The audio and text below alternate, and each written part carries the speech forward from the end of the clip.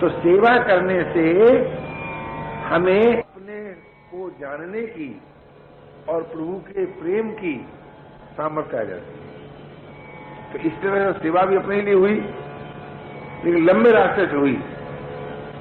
तो वो मैं ये निवेदन कर रहा था कि जग की सेवा यानी आवश्यक कार्य में भाग लेना, ये सेवा हो गई। और उस सेवा के अंत में अचाह होकर मुझे कुछ नहीं चाहिए, निर्मम होकर मेरा कुछ नहीं है, या तो हम अपने को समर्पण कर दें या हम अचाह और अप्रयत्न हो जाएं। तो जब हम अचाह हो जाते हैं, जब हम अप्रयत्न हो जाते हैं, तो अपने आप हमारा प्रवेश उस देहातीत जीवन में हो जाता है जहां मैं और है का भेद नहीं रहता, आत्मा परमात्मा का भेद नहीं रहता, मैं और है का भेद नहीं रहता। उसमें हमारा प्रवेश होता है अचाह होने से, अप्रयत्न होने से। अचाह कैसे होता है? मुझे कुछ नहीं चाहिए। जब मैंने अपने लिए जब सेवा करूंगा तो मुझे अपने लिए क्या चाहिए? सेवक को अपने लिए कुछ नहीं चाहिए। सेवक के पास अपना कुछ नहीं होता।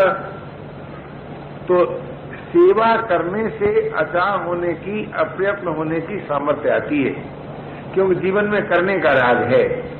और अगर सेवा नहीं करोगे तो भोग करोगे, और जब भोग करोगे तब अचाह नहीं हो सकोगे, तब अप्रयत्न नहीं हो सकोगे।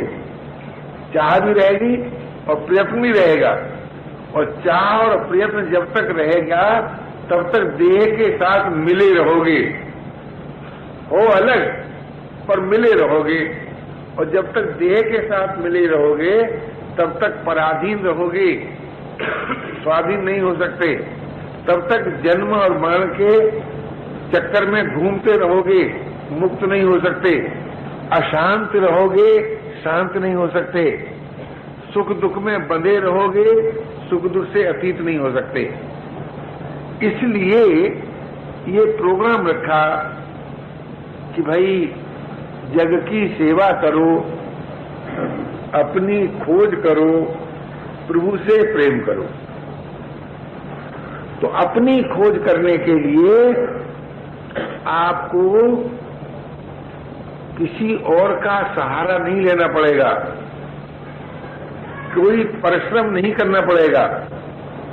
पराश्रय और परिश्रम को छोड़कर ही तुम अपनी खोज कर सकोगे, नहीं तो अपनी खोज नहीं होगी। और प्रेम के लिए प्रभु को ही अपना मानना पड़ेगा। वे ही मेरे अपने हैं और कोई मेरा अपना नहीं है, और उनसे भी मुझे कुछ नहीं चाहिए, ये भी मानना पड़ेगा। और अपने पर उनका पूरा अधिकार है, ये भी मानना पड़ेगा। किसी से किसी को प्रेम करना हो तो उसको अपना मानना होता है, और अपना मानने के लिए अपने को उनके हाथ में दे देना होता है। मुझ पर तुम्हारा पूरा अधिकार है, चाहे जैसे राखो, चाहे कुछ करो, और मेरा तुम पर कोई अधिकार नहीं है। अर्थात मुझे तुमसे कुछ नहीं चाहिए, मुझे तुमसे कुछ नहीं चाहिए, मेरा तुम पर पूरा अधिकार है। इससे पहले प्रेम बातों से नहीं होता, नाक बंद करने से होता है, नाक बंद करने से होता है। किसी प्रकार से प्रेम पैदा नहीं होता सिवाय इसके। और सेवा बिना करे कोई कभी अचाह नहीं हो सकता, अप्रयत्न नहीं हो सकता। इसलिए पुरुषार्थ में कौन कौन सी बातें रही कि सेवा करके अपनी खोज करो, और अपनी खोज करने के लिए अचाह होना पड़ेगा, अप्रयत्न होना पड़ेगा। क्योंकि शरीर के द्वारा अपनी खोज नहीं हो सकती, इंद्रियों के द्वारा अपनी खोज नहीं हो सकती, मन बुद्धि के द्वारा अपनी खोज नहीं हो सकती, प्राणों के द्वारा अपनी खोज नहीं हो सकती। इन सब से अलग होने पर ही अपने द्वारा अपनी खोज हो सकती है। तो इन सबसे अलग होने का उपाय क्या है कि सेवा करो और कुछ मत चाहो। सेवा करो अथवा अपने लिए कुछ मत करो। अपने लिए कुछ मत करो क्योंकि अपने लिए कुछ करने की बात है नहीं। क्यों नहीं है कि अपनी जो मांग है अमर जीवन की, वो मांग किसी कर्म के द्वारा पूरी नहीं होती। ये सोचिए, हम जो अमर जीवन चाहते हैं, हम जो स्वाधीन जीवन चाहते हैं, हम जो चिन्मय जीवन चाहते हैं, तो वो जीवन किसी शरीर के परिश्रम द्वारा प्राप्त नहीं होता। इसलिए अपने लिए करने की बात नहीं है। और वो जीवन संसार की सहायता से भी प्राप्त नहीं होता। अगर वो जीवन संसार की सहायता से प्राप्त होता तब तो उस जीवन के लिए खोज करने की बात नहीं होती। देखिए, एक होता है खोज करना, एक होता है उत्पन्न करना। तो कर्म का संबंध होता है उस चीजों में जो उत्पन्न होती है। ये फर्क मालूम होता है कि नहीं? ये भाषा समझ में आई कि नहीं आई? खोज करना और उत्पन्न करना। जैसे खेत में अनाज का उत्पन्न करना, तो इसमें कर्म अपेक्षित हुआ, लेकिन कोई चीज है अगर उसकी खोज करना, ये कर्म है क्या? भाई देखो, न समझ में आते वादे वैसी खून लगा शहीदों में शामिल मत होना। सुनते सुनते जन्म बिता दो, समझ कुछ न पाओ। ये मेरा मतलब नहीं, इसलिए मैं बार बार पूछता हूं। जैसे किसी चीज को पैदा करना होता है और किसी चीज की खोज करना होता है, तलाश।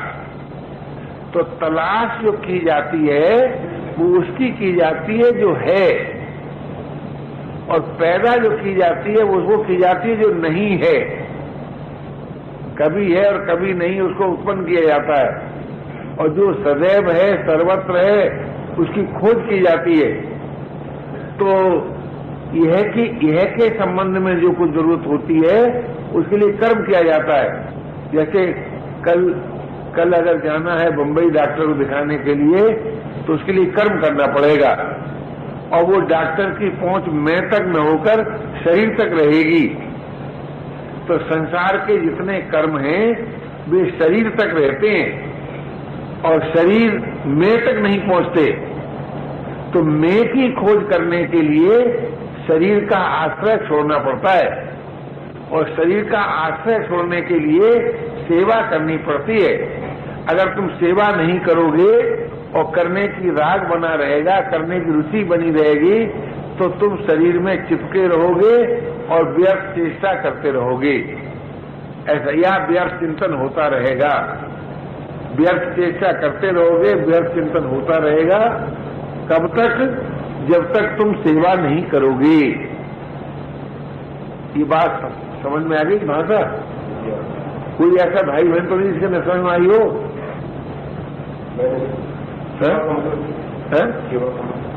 सेवा का मतलब यह है कि जो काम करो उसमें दूसरों का हित होना चाहिए, उसका संबंध दूसरे के साथ होना चाहिए। अपने सुख में उसका उपयोग नहीं होना चाहिए।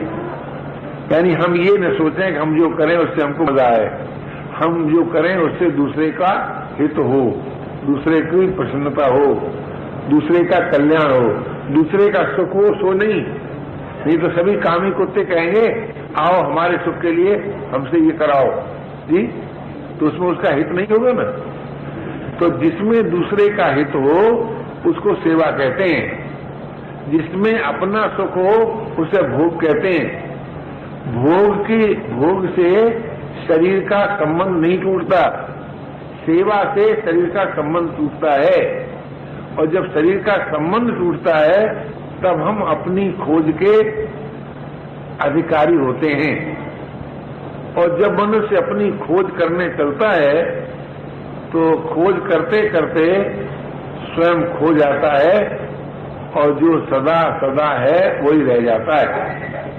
ये तो पुराने खोज करने वालों का फैसला सुना दिया, और उस फैसले के सीखने से काम नहीं चलेगा।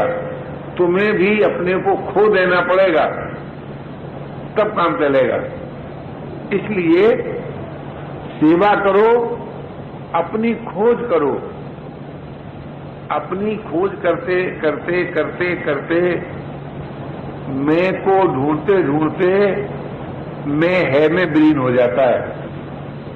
क्यों? मैं एक ऐसा तत्व है जो बिना आश्रय के रह नहीं सकता। चाहे संसार का आश्रय ले, चाहे परमात्मा का आश्रय ले। तो संसार का आश्रय लेता है तो संसार को ही मैं मानने लगता है, और जो परमात्मा का आश्रय लेता है तो परमात्मा को ही मैं मानने लगता है। ये तो मैंने एक फैसला सुनाया, लेकिन इसका तरीका तुम्हें जानना चाहिए कि मैं की खोज कैसे की जाए। तो यह से मैं का संबंध तोड़ दिया जाए। यह मैं मेरा कुछ नहीं है, यह से मुझे कुछ नहीं चाहिए, यह के द्वारा यह की सेवा करना है। ये भाषा समझ आई नहीं? यह माने शरीर, शरीर के द्वारा संसार की सेवा करना है। यह माने संसार, संसार में मेरा कुछ नहीं है, संसार से मुझे कुछ नहीं चाहिए। और जब संसार में मेरा कुछ नहीं है तो संसार की सहायता के बिना मैं कुछ कर नहीं सकता।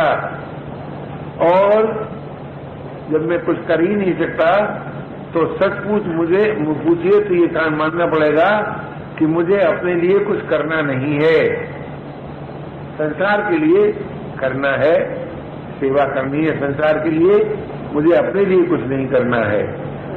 तब हम कार्य के अंत में, जब सेवा का जो क्रियात्मक रूप होता है, जो प्रैक्टिकल रूप होता है, वो अखंड नहीं होता।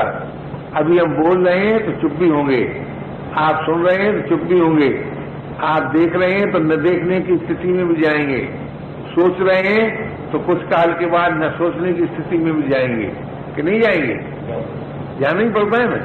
तो जागृत में ज्ञान पूर्वक न करने की जो स्थिति है उसका नाम है योग, और थक करके स्वभाव से विवश होकर के जो न करने की स्थिति है उसका नाम है सुसुप्ति, उसका नाम योग नहीं है। तो सुसुप्ति से हमको आराम तो मिलता है, शक्ति तो मिलती ही है, लेकिन हमको ज्ञान नहीं होता कि हम कहाँ चले गए न करने की स्थिति में, ये ज्ञान नहीं होता। लेकिन जागृत में जब न करने की स्थिति आती है तब हमें इस बात का बोध होता है कि हम किसी काल में भी शरीर नहीं है, न स्थूल शरीर है, न सूक्ष्म शरीर है, न कारण शरीर है। हम किसी काल में शरीर नहीं है। जब हम शरीर नहीं है तो हम क्या हैं, ये देखना पड़ेगा। तो अब आप कह दीजिए, सुन लीजिए, मान लीजिए कि मैं आत्मा हूं, तो ऐसे काम नहीं चलेगा।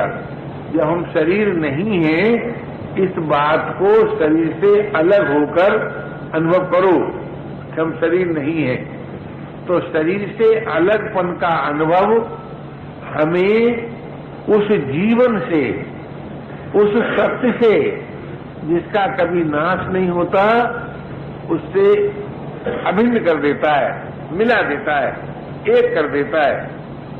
तो अब अंतर क्या हुआ कि शरीर के साथ हम कभी भी एक नहीं हो पाते, लेकिन शरीर से अतीत जो जीवन है उसके साथ हमारी एकता हो जाती है। उसकी समीपता आती है पहले, फिर एकता आती है, फिर अभिन्नता आती है। तो उसके साथ हमारा होता है, लेकिन शरीर के साथ हम कितने ही मिल जाएं पर एक नहीं हो पाते।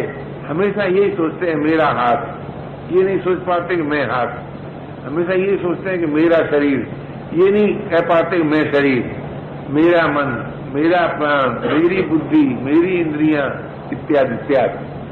तो ये तीनों शरीरों का जो एक संगठन दिखाई देता है आपको, वो उन तीनों ही शरीरों के साथ मैंपन नहीं आता, मेरापन आता है।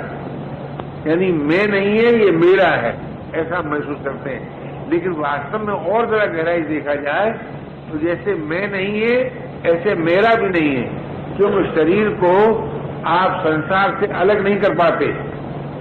कर सकते हैं क्या? शरीर को संसार से अलग ले जा सकते हैं क्या? नहीं ले जा सकते। तो शरीर को मेरा क्यों कहते हैं, संसार को मेरा क्यों नहीं कहते?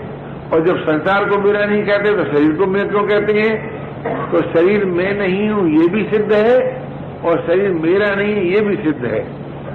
जब ये दोनों बातें आपको सिद्ध हो गई कि शरीर मेरा नहीं है तो विकार नाश हो गए, शरीर मैं नहीं हूं तो इसमें जो बंधे हुए थे हम जड़ता में वो नाश हो जाएगा, प्रमाद नाश हो जाएगा, जड़ता नाश हो जाएगी और फिर मैं और है के साथ एकता हो जाएगी, चाहे योग होकर, चाहे बोध होकर और चाहे प्रेम होकर। यानी मैं को बोध प्राप्त हो जाए तब भी है के साथ एकता हो जाती है, मैं को योग प्राप्त हो जाए तब भी है के साथ एकता हो जाती है और मैं के अंदर प्रेम की अभिव्यक्ति हो जाए तब भी एकता हो जाती है। तो मैं का जो अंतिम विकसित रूप है वो योग है, बोध है और प्रेम है, शरीर नहीं है। वैसे तो लोग मैं को ब्रह्म कह देते हैं, ब्रह्म को मैं कह देते हैं। ये तो एक तरह की उपासना की पद्धति अलग है, लेकिन वास्तव में मैं का जो नित्य संबंध है वो योग, बोध और प्रेम से है।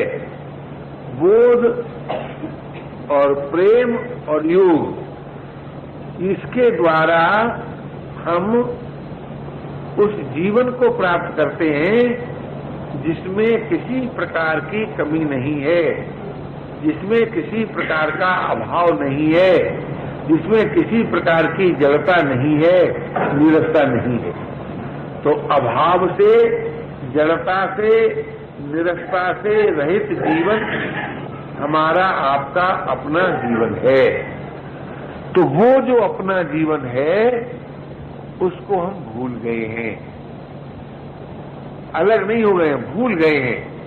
तो उस भूल को मिटाने के लिए बात कही गई कि भाई पहले तो जगत की सेवा करो, फिर अपनी खोज करो, फिर प्रभु को प्रेम करो। यानी प्रभु के प्रेमी होकर, जगत के सेवक होकर आप अपनी खोज करो, ऐसा बताया गया। तो अपनी खोज करने के लिए जब प्रयास आरंभ होगा तो वो प्रयास शरीर के द्वारा नहीं होगा, क्योंकि शरीर के द्वारा तो सेवा हो सकती है, भोग हो सकता है, तप हो सकता है, खोज नहीं हो सकती। बड़ी विचित्र बात है। शरीर के सहारे को लेकर आप सही काम कर सकते हैं और शरीर के सहारे को लेकर आप तप कर सकते हैं, लेकिन शरीर के सहारे को लेकर आप अपनी खोज नहीं कर सकते। इसलिए शरीर का सहारा छोड़कर अप्रयत्न होकर हम अपनी खोज कर सकते हैं। खोज क्या कर सकते हैं? जब हम शरीर के साथ मिले नहीं रहते हैं तब हम परमात्मा के समीप होते हैं, परमात्मा से एक होते हैं, परमात्मा के से अभिन्न होते हैं। तो उसी समीपता का नाम योग और एकता का नाम बोध और अभिन्नता का नाम प्रेम। तो हमको योग, बोध और प्रेम की प्राप्ति होती है। भोग, मोह और आसक्ति का नाश होता है। जब तक हमको योग प्राप्त नहीं है तब तक भोग की रुचि में बंधे हुए हैं, और जब तक भोग की रुचि में बंधे हुए हैं तब तक मोह में और आसक्ति में आबद्ध हैं। की भाषा समझते हैं आप? मोह और आसक्ति है? तो अब सोचिए कि आप भोग, मोह और आसक्ति में ही रहना चाहते हैं कि योग, बोध, प्रेम को पाना चाहते हैं? ये सोचिए। अगर आप योग, बोध, प्रेम को पाना चाहते हैं तो आपको सेवा करनी होगी, अचाह होना पड़ेगा, अप्रयत्न होना पड़ेगा, और कोई उपाय नहीं है। सेवा करो जिससे अचाह होने की सामर्थ्य आ जाए अचा हो जाओ जिससे अप्रयत्न होने की सामर्थ्य आ जाए, ये जरूर आ जाती है। तो अप्रयत्न होने से योग हो जाता है, क्योंकि भोग में तो प्रयत्न रहता है। भोग बिना परिश्रम के, बिना पराश्रय के होता है क्या? कोई भी भोग हो जी, पराश्रय परिश्रम के बिना हो सकता है क्या जी? तो योग में न पराश्रय है न परिश्रम है।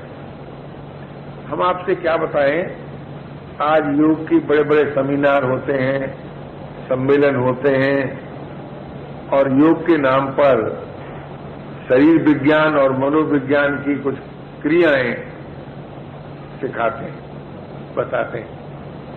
योग के नाम पर शरीर विज्ञान योग नहीं है, और सच पूछिए तो मनोविज्ञान भी योग नहीं है। क्यों?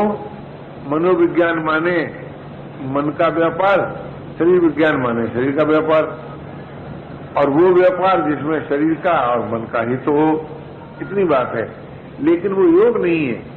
योग तो शरीर विज्ञान, मनोविज्ञान, इन दोनों से परे है। क्यों? योग जो है ना, ये मनुष्य का अपना जीवन है। योग का डिफिनेशन कर तो रहा हूं, जो डिफिनेशन जो हमें उससे मिला दे, जो हमसे अलग नहीं है, अपने में अपने को मिला दे, एक योग का डिफिनेशन ही है। अपने को अपने से मिलाने वाले का नाम योग है, का योग है। और ये डिफिनेशन आगे चल के योग के फल के रूप में बताया है। पतंजलि ने जो योग दर्शन लिखा है, उसमें योग की परिभाषा की, चित्त की वृत्तियों का निरोध, और फल बताया कि दृष्टा अपने स्वरूप में अवस्थित हो जाए। तो अब मानव सेवा संघ ने इस बात को ऐसे बताया कि योग का बाह्य रूप बताया अप्रयत्न, अचाह और अप्रयत्न, कोशिश न करता, न कहे न करने की स्थिति। तो न करने की स्थिति को भी योग कहते हैं, लेकिन मैं ऐसा नहीं मानता हूं कि न करने की स्थिति में हमारा उससे योग होता है जो अपना है, अपने में है, और अभी है, और अविनाशी है, और समर्थ है, इत्यादि, अद्वितीय है, एक ही है। तो योग परमात्मा के साथ होता है, ऐसा मान लो बोलचाल की भाषा में। तो परमात्मा के साथ हमारी एकता, समीपता, अभिन्नता हो जाए, इसी के लिए ये जीवन है। और संसार के काम आ जाए, इसके लिए जीवन है। तो जग की सेवा अर्थात संसार के काम आ गए, और अपनी खोज अर्थात संसार से ऊपर उठ गए। अपनी खोज में ऊपर उठते हैं, संसार के साथ मिले नहीं रहते, संसार से अलग हो जाते हैं। और जब संसार से अलग हो जाते हैं तो उनमें प्रेम, ये एक के बाद एक होता है। यहां सेवा अगर ठीक बन गई तो संसार से ऊपर उठने की शक्ति आ गई, और संसार से ऊपर उठ गए तो प्रेमी होने की शक्ति आ गई। तो वैसे तो ये तीनों चीजें मिलकर एक जीवन है। जग की सेवा, खोज, अपनी प्रेम, उनसे, ये तीनों मिलकर के एक जीवन है, एक लाइफ है। तो वो मैं ये निवेदन कर रहा था आपसे कि क्या आज हम सेवा करने के लिए राजी हैं, अचाह होने के लिए राजी हैं, अप्रयत्न होने के लिए राजी हैं, प्रेमी होने के लिए राजी हैं? अगर आप इन बातों के लिए राजी हैं तो आप बड़ी सुगमता पूर्वक सेवा कर सकते हैं, अपनी खोज भी कर सकते हैं, और प्रेमी भी हो सकते हैं। ये इसमें आप पराधीन नहीं है। हर भाई हर बहन सेवा करने में, अपनी खोज करने में, प्रेमी होने में पराधीन नहीं है। और भोग करने में और मोह में और आसक्ति में हम कोई स्वाधीन नहीं है। सेवा करते हैं तो मन में अभिमान अहंकार पैदा होता है। नहीं, बेवकूफों को होता है। वो सेवा नहीं है जो, सुनो, सेवा सामग्री अपनी नहीं, अभिमान काहे का होगा? किसी का भला करते हैं मन में अहंकार पैदा होता है। मैं आपसे निवेदन करना चाहता हूं, जिस वस्तु के द्वारा भला करते हैं वो वस्तु आपकी है क्या? तो भगवान का कार्य करते हो वो मान बैठते हैं। तो भूल रहे ना, तो भूल से सेवा नहीं ना बनती है। वही तो मैं आपसे निवेदन कर रहा था कि पहले अपने जीवन को देखिए। आप लोगों ने सेवा की नहीं, सेवा होती नहीं। अगर सेवा हो गई होती तो त्याग और प्रेम अपने आप आ जाता। ऐसा नियम है, जहाँ सेवा है वहाँ त्याग जरूर है, और जहाँ त्याग है वहाँ प्रेम अवश्य है। इन तीनों में विभाजन नहीं होता कि सेवा अलग चीज है, त्याग अलग चीज है, प्रेम अलग चीज है, ऐसा नहीं होता। एक ही जीवन के ये तीन आधारभूत हैं। सेवा करोगे तो त्याग का बल आ जाएगा, त्याग करोगे तो प्रेम आ जाएगा, ऐसा है।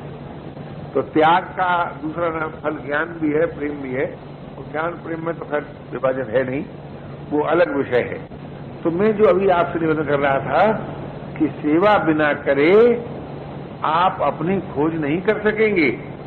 तो अपनी खोज किए बिना अपने में अपने प्रेमास्पद को नहीं पा सकेंगे। इसलिए ये तीनों बातें बताई गई हैं। जग की सेवा, खोज अपनी, प्रेम उनसे कीजिए। और इन तीनों बातों को कब बताया गया? जब ये बात आपके सामने पहले रख दी कि मैं नहीं, मेरा नहीं, ये शरीर मैं नहीं हूं, ये शरीर मेरा नहीं है, ये तन किसी का है दिया, और जो भी अपने पास है वो धन किसी का है दिया। ये बात पहले बताई गई कि पहले ज्ञान पूर्वक ये अनुभव करो कि शरीर मेरा नहीं है, मैं शरीर नहीं हूं, और जो कुछ मुझे अपने पास मालूम होता है वो किसी का दिया हुआ है। देने वाले की इतनी महानता है कि उसने इस महानता के साथ दिया है कि लेने वाला उसे अपना महसूस करने लगा कि मेरे ही है, हैं? और जो मिला है वो हमेशा पास रह सकता नहीं, और कब बिछुड़ जाए ये राज कोई कह सकता नहीं, ऐसी कुछ है। मिला हुआ साथ नहीं रहेगा, बिछोड़ अवश्य जाएगा। उसके बाद ये कहा, अगर ये सत्य आप पहले मान लेंगे, उसके बाद कहा जग की सेवा, खोज अपनी, प्रेम उनसे कीजिए। तो पहली बातों को भूलने ही से ना आपको अभिमान होगा भाई।